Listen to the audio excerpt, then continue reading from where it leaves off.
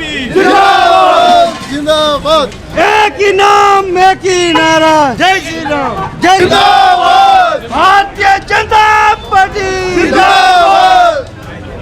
जय श्री राम जय श्री राम जय श्री राम। भारतीय जनता पार्टी जिंदाबाद भारतीय जनता पार्टी जिंदाबाद भारतीय जनता पार्टी जिंदाबाद। एक ही नाम एक ही नारा, जय श्री राम जय श्री राम। नड्डा जी को जय श्री राम, जय श्री राम जय श्री राम। नड्डा जी को जय श्री राम। जय श्री राम जय श्री राम। क्यों पड़े हो चक्कर में, कोई नहीं है टक्कर में, क्यों पड़े हो चक्कर में, कोई नहीं है टक्कर में। भारतीय जनता पार्टी जिंदाबाद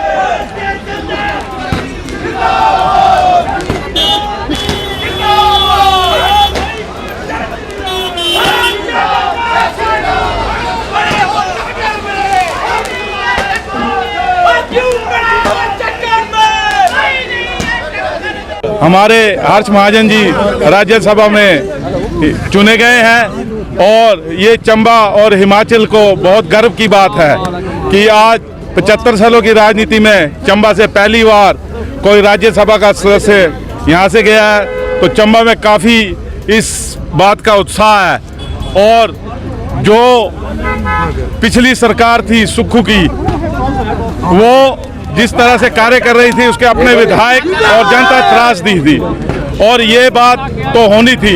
लेकिन सबसे बड़ी बात ये है कि हमारे चंबा से जो नुमाइंदे गए हैं हर्ष महाजन, उनकी कार्यशैली और उनका जो चंबा के प्रति उनका जो विकास का एक नज़रिया है, हमें पूर्ण विश्वास है कि वो चंबा और हिमाचल के लिए जी जान से काम करेंगे।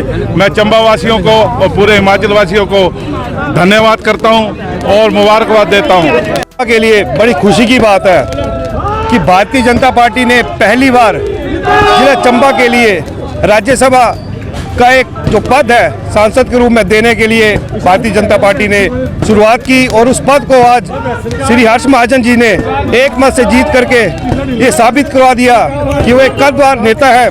अब जल्द ही कल देखेंगे कि कल जो है सुक्खू की सरकार जो है टूटने वाली है। कल जो बजट में जो सत्र होने वाला है उसमें जो विधायक है वो सारे भाग चुके हैं और कल जो है दोबारा से फिर से हिमाचल में बीजेपी का परचम लहराने वाला है। बहुत ही खुशी की बात है, हमारे चंबा जिला को पहली बार राज्यसभा सांसद के रूप में हर्ष महाजन जी मिले हैं। जिस प्रकार से कांग्रेस की जो नीतियां थी, धोखे से जो कांग्रेस की सरकार बनी थी, आज वो सरकार गिर गई है और हर्ष महाजन जी को सभी चंबा वासी जो है बधाई देते हैं, जिनको पहली बार चंबा को ये मौका मिला है हर्ष महाजन जी को राज्यसभा में भेजा। मैं राकेश कुमार, पूर्व जिला परिषद मेंबर और भारतीय जनता पार्टी किसान मोर्चा महामंत्री जिला चंबा। आज ये जो हमारी सांसद की सीट, जो राज्यसभा सांसद की सीट जो माननीय हर्ष महाजन जी द्वारा हमें सौगात चंबा को मिली है, इसके लिए मैं भारतीय जनता पार्टी के शीर्ष नेतृत्व माननीय प्रधानमंत्री मोदी जी और नड्डा जी और प्रदेश के हमारे जयराम ठाकुर जी पूर्व मुख्यमंत्री, उनको हम बहुत बहुत इनका धन्यवाद करते हैं कि हमारे चंबा को ये जो है वो सीट आई है। इसके लिए हम पार्टी के शीर्ष नेतृत्व का बहुत बहुत धन्यवाद करते हैं और हमें पूरी उम्मीद है कि माननीय हर्ष महाजन जी चंबा में जो हमारे जो काम रुके हुए हैं उनको राज्यसभा में जाके करवाएंगे और चंबा को बहुत बड़ी सीट जो है पहली बार मिली है। इसके लिए हम चंबा वासियों की ओर से माननीय शीर्ष नेतृत्व का बहुत बहुत धन्यवाद करते हैं। चंबा वासियों के लिए एक बहुत बड़ी सुखद न्यूज़ जो है वो सुनने को पिछली रात से मिल रही है और मैं बधाई देता हूँ श्री हर्ष महाजन जी को। और एक बात जो सामने आती थी कि मोदी है तो मुमकिन है, ये बात वास्तव में सच जो है लग रही है, क्योंकि कई वर्षों से ये एक डिमांड चली आ रही थी कि जिला चंबा से भी कोई पार्लियामेंट में जाए, परंतु दुर्भाग्य ये था कि कांगड़ा की हमारी 13 सीटें हैं और चंबा से 4 सीटें हैं, तो उन समीकरणों को देखा जाए तो ये असंभव सी बात थी। राज्यसभा के बारे में कभी भी किसी ने नहीं सोचा। हर्ष महाजन जी जब हिमाचल में कांग्रेस की राजनीति में रहे, चाहे 1993 में वो विधायक बने, उसके बाद मुख्य संसदीय सचिव बने, 98 में विधायक रहे, 2003 में जाकर के पशुपालन मंत्री बने। तो पूरा हिमाचल जानता है कि जो उनकी कार्यशैली है वो राजनीति से ऊपर उठ करके है, धर्म और जाति से ऊपर उठ करके है, क्षेत्रवाद से ऊपर उठ करके है। एक ही ऐसा शख्स हिमाचल में रहा जिसने कभी भी किसी को ये नहीं पूछा कि आप किस पार्टी से हो, किस धर्म से हो, किस जाति से। जो भी उनके पास आया हर संभव प्रयास किए उनका काम करवाने के लिए। और आज भाजपा ने ये सब कुछ देखते हुए कि हिमाचल में कांग्रेस की सरकार है, 40 सीटें उनके पास है, 3 निर्दलीय हैं और भाजपा के पास केवल 25 सीटें हैं। और उस कठिन परिस्थिति में भी अगर हर्ष महाजन को चुना, तो मैं तो शुरू से ही कहता रहा हूँ कि हर्ष महाजन राजनीति के चाणक्य हैं। वो किसी भी गेम को, किसी भी स्थिति को बदलने का दम रखते हैं।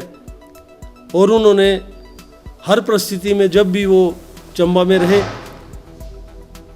चाहे राज बीजेपी का भी रहा, उस समय वो कांग्रेस में थे, तो भी चंबा से चाहे पंचायत समिति है, चाहे जिला परिषद है, चाहे नगर परिषद है, वो हर्ष महाजन के कहने पे ही बनती थी। और आज एक पिछले कल मैं सुन रहा था माननीय पूर्व मुख्यमंत्री जयराम ठाकुर जी को कि एक वक्त तो हमने ये निर्णय लिया था कि हमारे पास केवल मात्र 25 लोग हैं, हम राज्यसभा में किसी को नहीं उतारेंगे। परंतु जब हर्ष महाजन जी के ऊपर नज़र पड़ी तो ये निर्णय बदला गया और उन्हें राज्यसभा के लिए उतारा गया। हमने उस समय भी भाजपा सरकार का, मोदी सरकार का धन्यवाद किया था और आज भी धन्यवाद करते हैं।